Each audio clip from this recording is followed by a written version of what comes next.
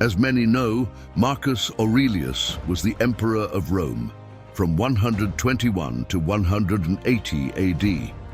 During his reign, Aurelius found time to write a series of autobiographical texts, now known as Meditations, which are considered one of the greatest works of philosophy.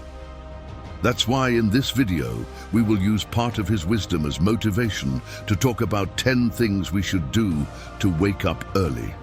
Before we begin, check your subscription. This video is of paramount importance, even for those who already wake up early. Rest assured that you will take away something valuable from the following topics. And as usual, don't be weak. Stay until the end. Number 1, find your purpose.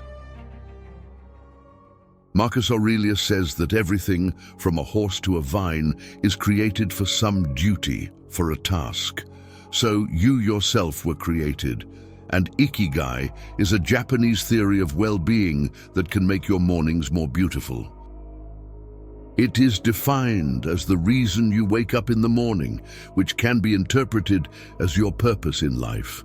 Marcus Aurelius believed that each of us has a purpose, something for which we were created, and it is our duty to fulfill that purpose, as it is the purpose that gets us out of bed every morning. Your Ikigai can be anything: a long-lost hobby, a new skill you want to develop, or anything that gives you a solid reason to get excited. The best way to find yours is to ask a simple question. If I had more time, what could I do? You may have several answers, so choose the one that excites you the most. It's a task you need to complete before starting the day because the whole world is quiet, and you have plenty of time to dedicate to activities that excite you. This will eventually help you to build social connections, positively challenge yourself, relieve stress, stay fit, be creative, and ward off depression. You need to give yourself a solid reason to wake up, something to do every morning that excites you the most. Number 2, prepare for the mornings. In the words of Marcus Aurelius, all our efforts must be directed to an end, where we will act in vain if it is not the right end. Becoming a morning person requires more work than just setting the alarm for 5 a.m. and hoping for the best. People who have decided to make the most of their mornings not only have a routine for when they wake up, but also before they go to bed. Although you don't have control over your consciousness while you sleep, you definitely have control over your nighttime activities that will get you out of bed the next morning. You can start by minimizing the time spent watching TV and using your phone before bedtime. Get everything ready for the next day. For example, if you plan to go to the gym, lay out your workout clothes before going to bed.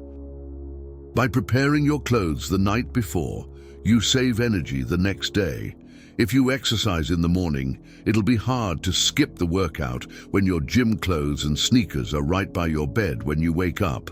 This is a 2-minute exercise that saves morning energy. You can also use your evening time to address any unresolved issues.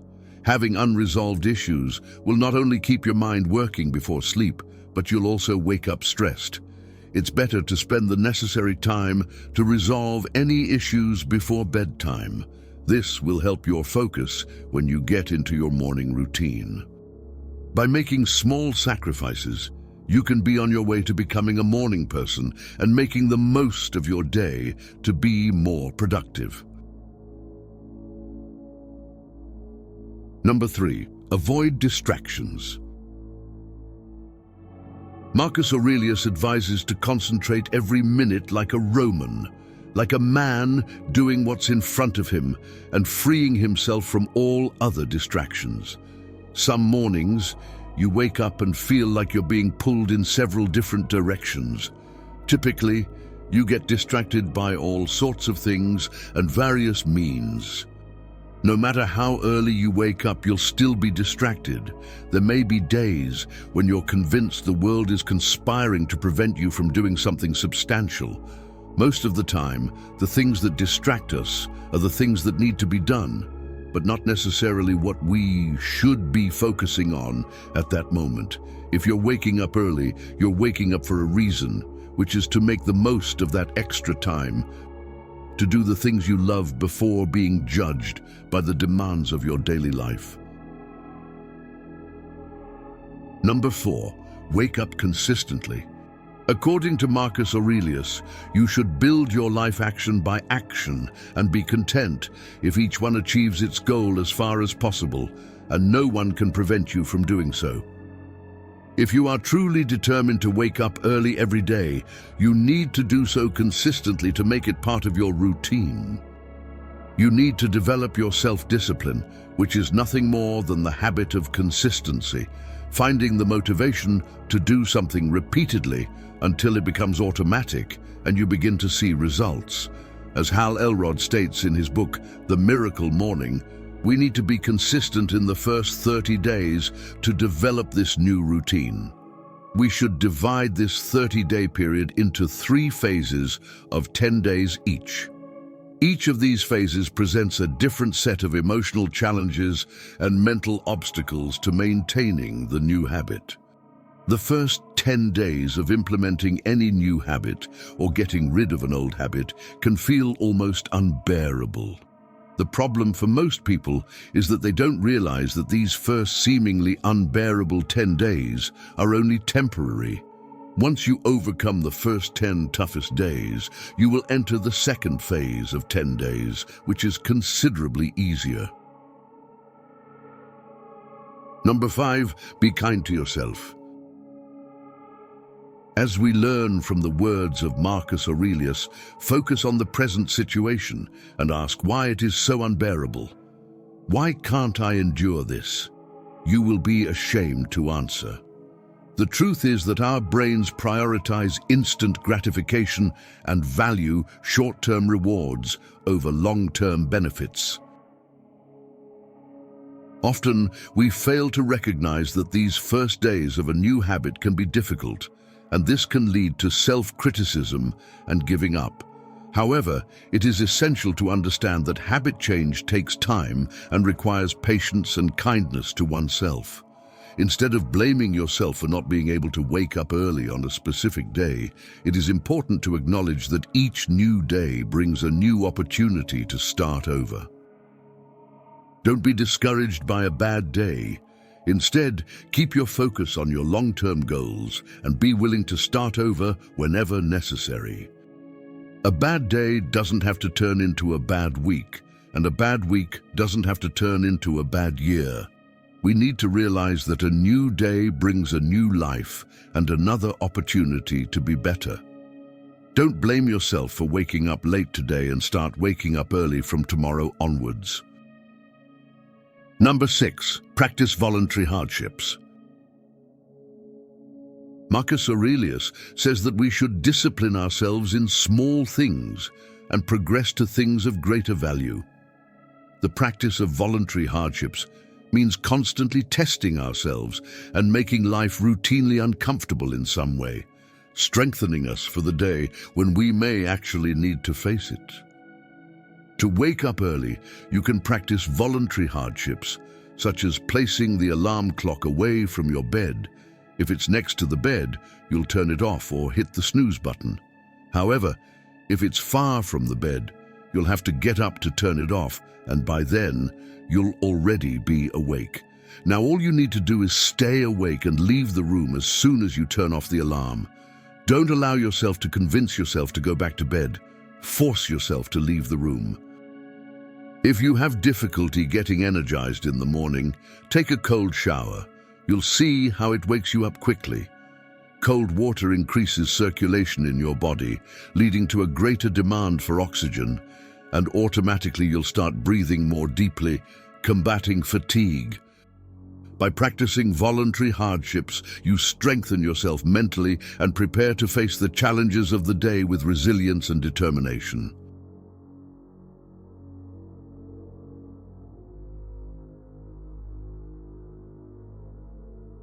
Number 7, find an accountability partner. Marcus Aurelius says that even socializing with people of good character serves to mold your life based on theirs. When you realize that your purpose is to wake up early, having a good accountability partner is very important. An accountability partner is someone who guides another person to help them keep commitments. Your accountability partner can be a friend, a family member, or a colleague who has already achieved the goal you are pursuing. In this case, your accountability partner will assist you in maintaining consistency with your morning commitments and your progress. When choosing an accountability partner, it's essential to find someone as committed as you are, with similar values, available when you are, and genuinely interested in helping you succeed with your morning routine. An accountability relationship always does well because knowing that you will be answerable to someone who is emotionally and energetically invested in your success can help you maintain focus and motivation even when things get tough. Number 8, remember death. It may seem heavy, but Marcus Aurelius informs us that as it is possible for you to depart from this life at this exact moment, regulate every act and thought accordingly. The ancients had the habit of keeping the perspective of death in mind, and you can also practice this every morning. There's a phrase in historical philosophy called memento mori, which means remember that you will die, the only perennial truth. Whether rich or not, successful or not, religious or philosophical, it doesn't matter. You will die. The purpose of this reminder is not to promote fear, but to inspire, motivate, and enlighten. This morning routine will help you keep your perspective on the things that truly matter, your internal principles. Your home, your money, your fame are temporary and can be taken from you at any moment. The only thing that can never be taken from you is your character. It is only your character that defines us and guides us through life. A man can rise or fall solely due to the virtues or flaws of his character, and often that is what leaves a legacy. Therefore, the idea of remembering death will keep you grounded, just as Steve Jobs did every morning. Look in the mirror and ask yourself, if today were the last day of my life, would I want to do what I am about to do today? And if you answer no for too many days in a row, then you know you need to change something quickly. Number 9, visualize negative occurrences. As advised by Marcus Aurelius, when you wake up in the morning, tell yourself that the people you will deal with today will be intrusive, ungrateful, arrogant, dishonest, envious, and ill-tempered. They are this way because they cannot distinguish between good and evil. Instead of imagining an ideal society, the Stoics view the world as it is. Negative visualization is about keeping your expectations clear and being much more honest with yourself. What could go wrong? How could you deal with these scenarios? You can either overcome them or plan for them. When you prepare for the worst, you are in a better position to deal with a disaster if and when it occurs. For example, you go to work and your boss is treating you poorly.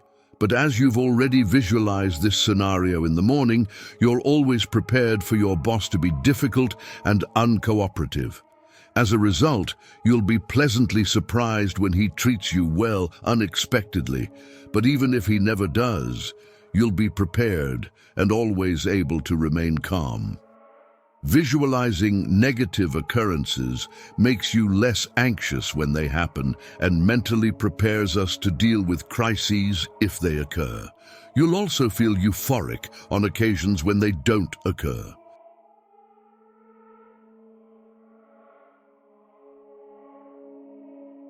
Number 10, the last but not least in our final quote from this video, appreciate your life. Marcus Aurelius says, "To the gods I am grateful for having good grandparents, good parents, a good sister, good teachers, being able to associate with good relatives and friends. Marcus Aurelius is very honest and humble about how he learned to develop his values and ethics, demonstrating much gratitude to those who helped him become who he is. We can also replicate this by keeping a gratitude journal. Keeping a gratitude journal is a simple process. Gratitude doesn't need to be reserved for life's big things. The habit of being grateful starts by appreciating every good thing in life and acknowledging that there is nothing too small for you to be grateful for. Every day, you should choose 3 to 5 things you're grateful for and write them down in a notebook or journal.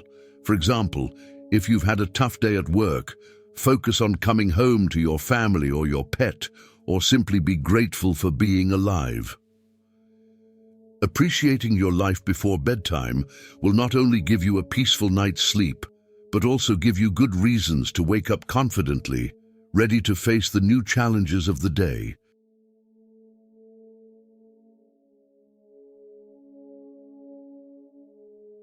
If you've stayed until here, I need to know that you've been strong. Comment surrealstoic with the letter S.